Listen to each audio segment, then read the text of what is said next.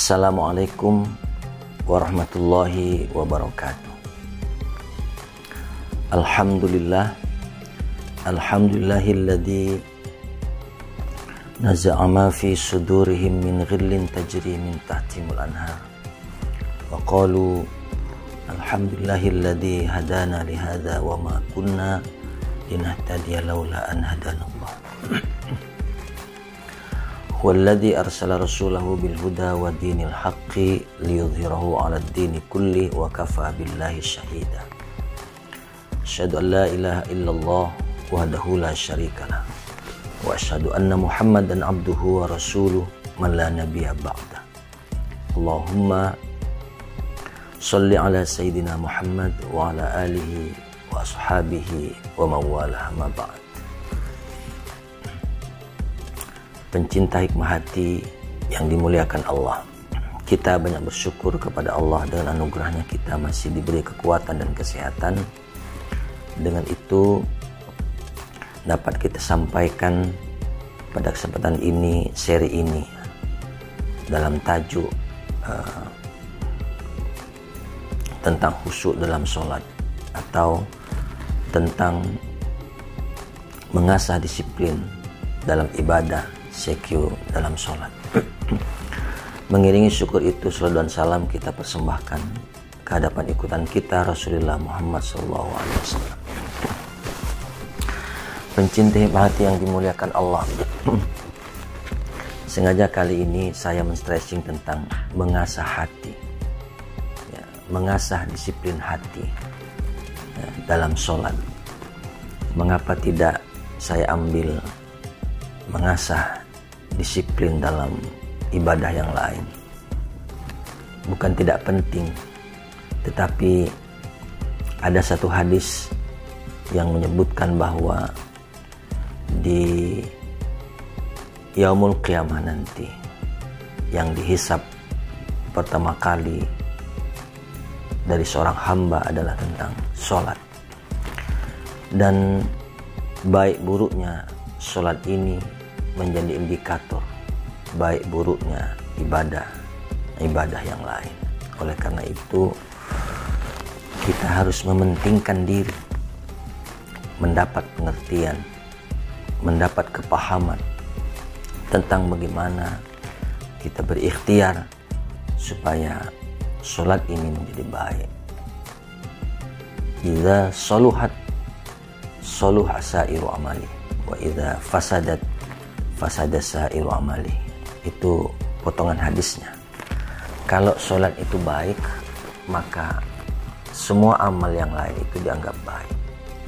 Kalau sholatnya buruk, maka semua amal yang lain itu dianggap buruk. Hal yang penting dalam sholat itu adalah bagaimana sholat itu diterima oleh Allah. Sholat itu artinya hubungan hamba kepada Tuhannya. Ya. Tentu karena Tuhan itu, Allah Subhanahu wa Ta'ala itu disebut di dalam ilmu tauhid sebagai fallahu laisa lahu anasirun minal ajsam. Allah itu tidak tersusun dari materi. Maka di dalam sebuah hadis disebutkan, ya, innallaha la yanzuru ila suwarikum wala ila a'malikum walakin yanzuru ila qulubikum wa niyatikum. Allah tak pandang rupa, tak pandang amal, tapi Allah pandang hati dan niatmu. Adakah tidak hatimu itu di hadapan Allah saat kita, ya, saat Anda semua menyatakan diri dalam niat kita, dalam niat Anda untuk menyembah Tuhan, menyembah Allah Subhanahu wa Ta'ala. Itu sebabnya kita penting bicara ini, karena sholat itu yang dipandang oleh Allah, kalau bahasa Pontianak yang diasihi oleh Allah itu adalah kehadiran hati di hadapan Allah. Kehadiran hati itu disebut dengan khusyuk. Khusyuk itu, nah, di dalam Al-Quran disebut pada surah Al-Baqarah ayat 45-46 bahwa khusyuk itu adalah annahum mulaqu rabbihim alladzina yadhunnuna annahum mulaqu rabbihim wa annahum ilaihi raji'un. Mereka yang yakin hatinya sedang atau menjadi orang yang bertemu Tuhan saat sholat tentunya, dan mereka menjadi orang yang kembali kepada Tuhannya. Itu sebabnya Ibnu Qayyim Al-Jauzi menyebutkan bahwa as-sholatu al-khusyu'u ruhus sholah. Jadi khusyuk itu adalah ruhnya sholat. As-sholatu bila khusyu'in wa khudurin kabadanin mayyitin la ruha fihi. Jadi sholat tanpa khusyuk dan tanpa kehadiran hati di hadapan Allah itu adalah seperti badan yang telah menjadi mayit, di dalamnya tidak ada ruh.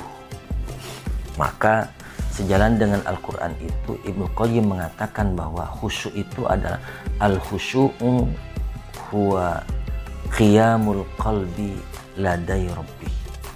Jadi khusyuk itu adalah tegak lurusnya hati di hadapan Tuhannya.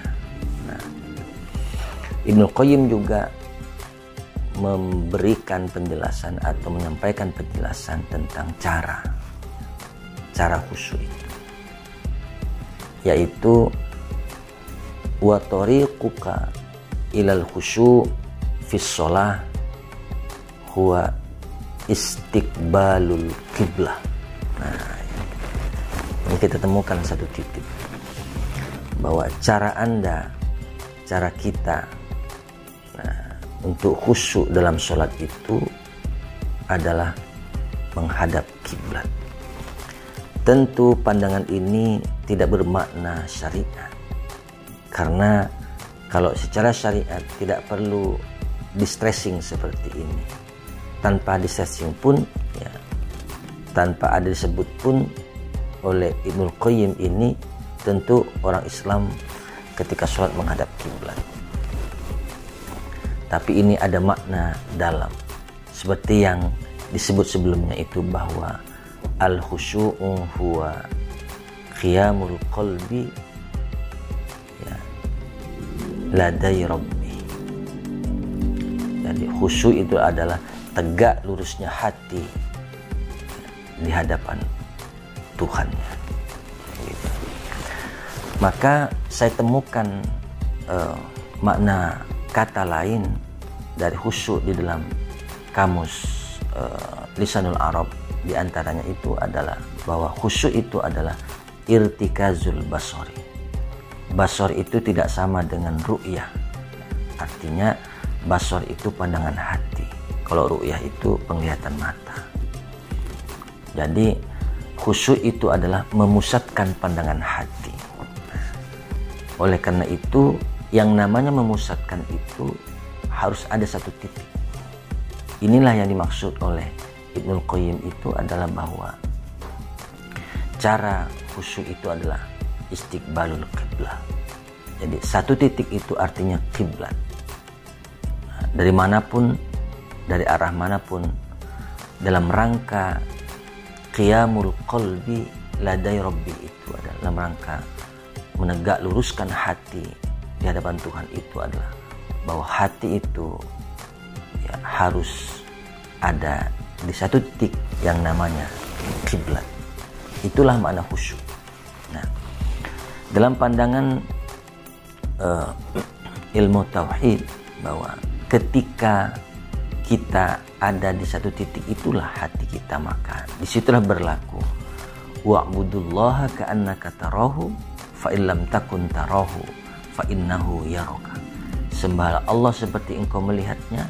Jika engkau tidak melihatnya, maka dianya Allah itu pasti melihatmu. Tapi syaratnya adalah hati harus ada di kiblat itu. Apakah Allah itu tidak maha melihat? Allah maha melihat. Semua yang ada di permukaan bumi dan di alam lain pun Allah Maha mengetahuinya. Tetapi yang dipedulikan Allah itu adalah yang datang di hadapannya. Saya ulangi, yang dipedulikan Allah itu adalah yang datang di hadapannya. Tentu karena Allah itu adalah fallahu laisa lahu anasirun min ajsam. Allah tak tersusun dari materi, maka kehadiran di hadapannya itu adalah bukan materi.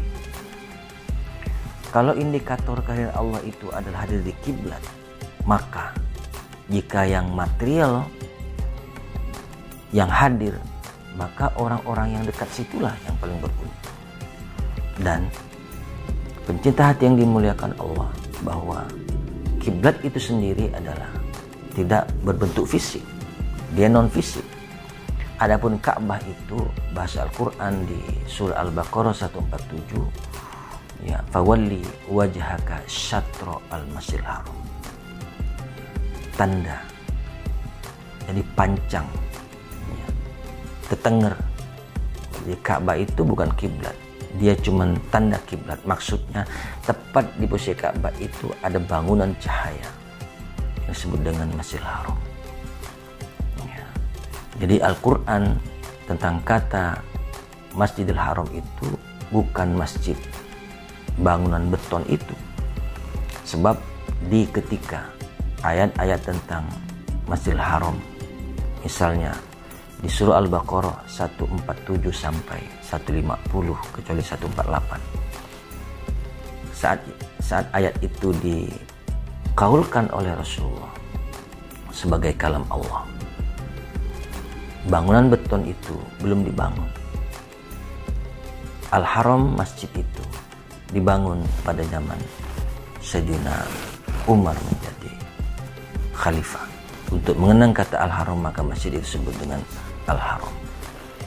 Pencinta hikmah hati yang dimuliakan Allah, maka berhati-hatilah di dalam sholat. Sebab Allah mengguidance kepahaman kita di dalam surah Toha ayat 14, bahwa apa yang engkau ingat dalam sembahyangmu itulah Tuhan yang engkau sembah. Jadi memusatkan pandangan hati itu adalah memusatkan ingatan. Di mana? Di kiblat. Di mana kiblat itu ada tandanya. Tanda itu dibangun oleh orang yang bersuku bangsa Ka'ab, yaitu Nabi Ibrahim alaihissalam. Maka tanda itu bernama Ka'bah. Ya, ketepatan arti katanya Ka'bah itu adalah pembinaan.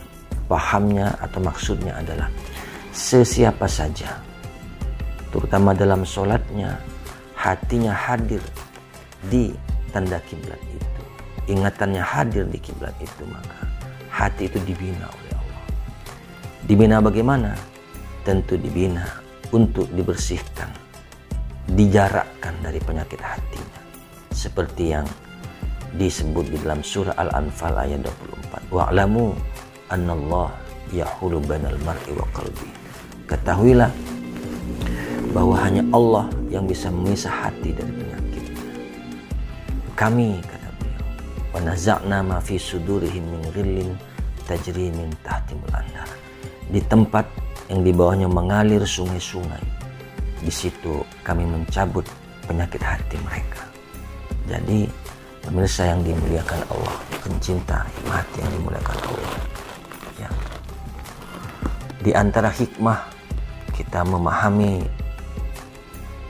khusyuk dalam sholat ini adalah kita terhindar dari syirik. Bayangkan jika ingatan kita sedang mengingat yang lain, misalnya mengingat kambing, lalu kita angkat takbir Allahu Akbar, maka sesungguhnya kambing itu yang kita sapa sebagai Allahu Akbar. Itulah bentuk syirik yang nyata. Maka pilihannya adalah khusyuk atau syirik. Tentu tidak akan selamanya, misalnya 5 menit kita sholat atau 2 menit kita sholat, tentu tidak selamanya kita terfokus hati di situ. Akan dibawa oleh angan-angan keluar kemana-mana. Tapi guidance-nya adalah setiap kita dikeluarkan hati dari titik fokus yang bernama kiblat itu kita kembalikan lagi. Dikeluarkan ke sana, kembalikan lagi. Itulah yang disebut dengan irtikazul basar, memusatkan pandang hati. Itulah khusyuk. Jadi khusyuk itu bukan 100% di situ. Ketika dibawa oleh angan-angan keluar ingatan kita balikkan lagi. Dibawa lagi, kita balikkan lagi. Itulah disebut dengan khusyuk, yaitu proses memusatkan pandangan hati. 1/1000 detik pun kehadiran kita di kiblat itu dicatat oleh Allah sebagai khudur, sebagai kehadiran di kiblat, sama dengan kehadiran di hadapan Allah. Mengapa hadir di kiblat disebut dengan hadir di hadapan Allah? Karena di tempat itulah aras kursi itu berada. Disitulah Rasulullah Shallallahu Alaihi Wasallam sebagai wasilah menunggu umatnya untuk diwasilahkan persembahannya kepada Allah Azza wa Jalla. Pencinta hikmah hati yang dimuliakan Allah, ini yang dapat saya sampaikan pada kesempatan ini, bahwa pentingnya khusyuk dalam sholat itu harus diasah.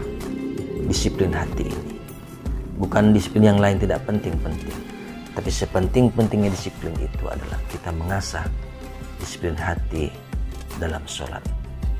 Anda boleh tidak tahu apa-apa, Anda boleh bukan guru besar, Anda boleh bukan pejabat, Anda boleh bukan orang kaya, Anda juga boleh bukan orang terkenal.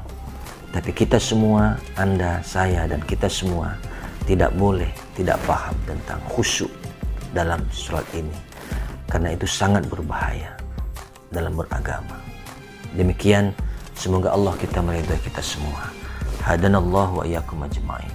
Allahul muwaffiq ila aqwamit thoriq. Assalamualaikum warahmatullahi taala wabarakatuh.